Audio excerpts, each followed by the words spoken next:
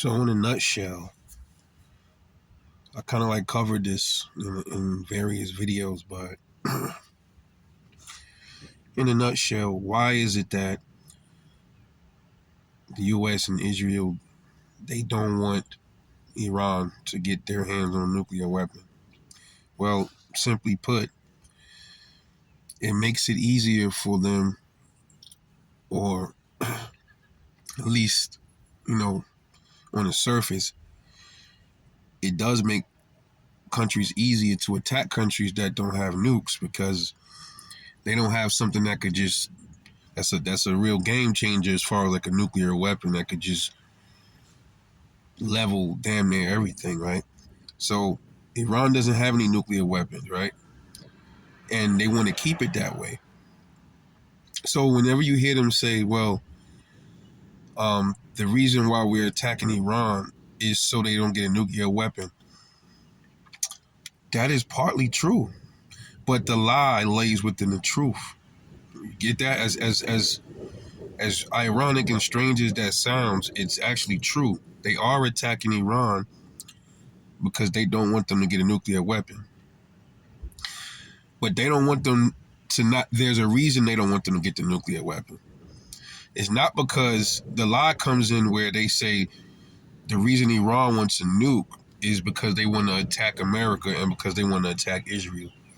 That's not why Iran wants a nuke. They want to stop Iran from getting the nuke so Iran can defend itself from America and Israel imperialists.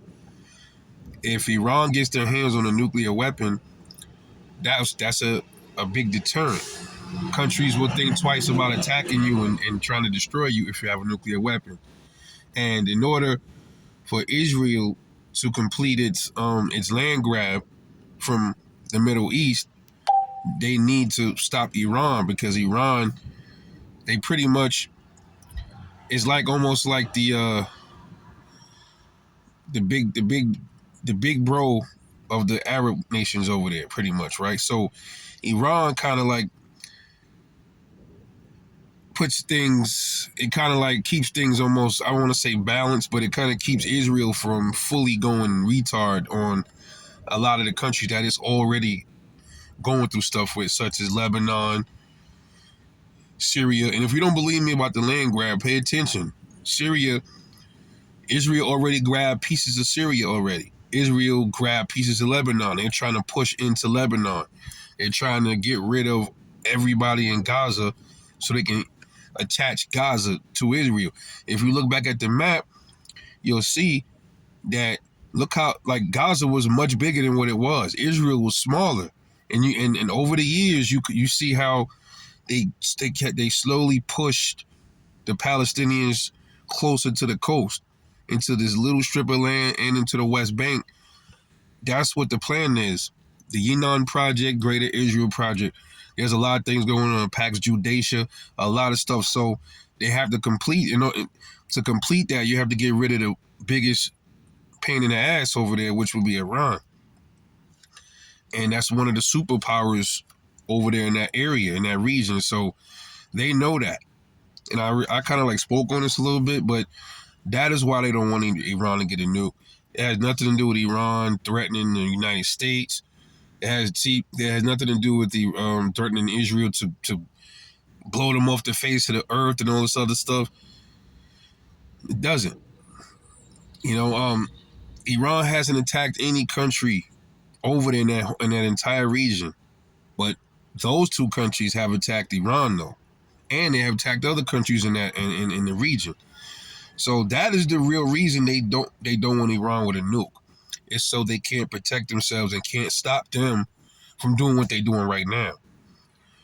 So while it is true when they tell you we can't let Iran get a nuke, it is true. They don't want Iran to get a nuke.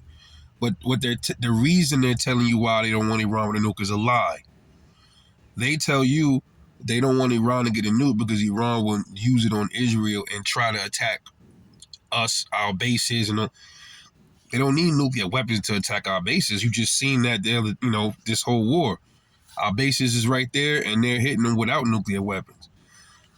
So in a nutshell, they don't want Iran with a nuke, so it'll be easier for Israel and its the country it controls, the U.S., to implement destruction of Iran. So then, once Iran is out the way, now the weaker Arab nations, they can go ahead and start grabbing more land and exterminating, taking care of all those people over there, so they can be a powerhouse in the region. And Saudi Arabia need to be careful too, because under those plans, Saudi Arabia is parts of Saudi Arabia that wants to get grabbed up by them as well too. So they think that they're doing something noble by kissing ass. They actually is to their own detriment, man.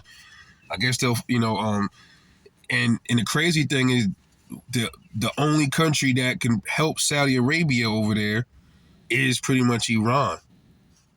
Others might come later on to help, but ain't nobody gonna help Saudi Arabia now, because they so aligned with the United States.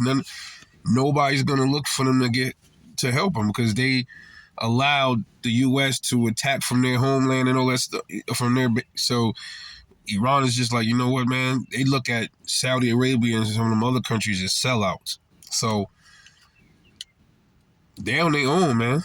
When the U.S. decide to pull out, and then Israel still decide to get on some other bull-ish and start attacking those other smaller Arab nations, they're on their own, bro. That's what happens, man, when you disloyal to your people, and you don't stand with your own kind, and all your eyes see is dollar signs, and you let dollar signs, it's dollar signs over integrity. That's a foul way to live, bro. And these other small Arab nations are now, they're starting to see now. Now they're starting to suffer the consequences of their actions, man. But that's what this is all about. Anyway, let me know what you think, man. It's Rebel World News. Catch y'all in the next one, man. Y'all stay safe out there.